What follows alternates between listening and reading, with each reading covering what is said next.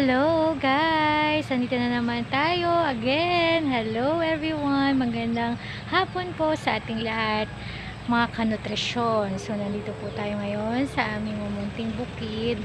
Ngayon po ay ito ang aming tsura ng farm matapos ang bagyong dumaan din dito sa Western Visayas, sa Antique.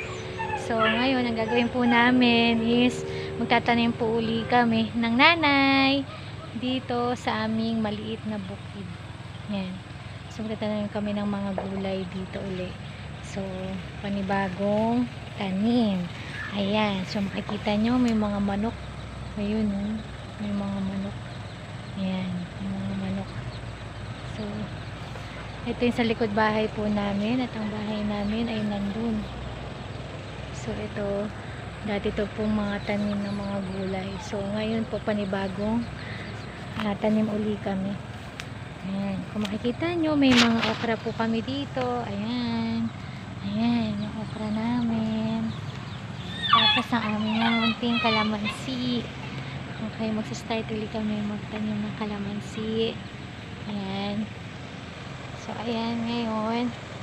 Makita nyo. Ayan, ang aming bukid. Ayan. So, dati dito, natanim kami, may mga pechay pa dati dito. Tsaka mga gulayan. So, sa ngayon, ito sigarilyas namin. Ayan, makikita yung sigarilyas namin, no? Ayan, so pwede na po yung i-harvest, no? Tingnan nyo po, ang lalaki, no? Ayan, ganda, di po ba? No? So, sigarilyas yan. Papatubo kami ng sigarilyas.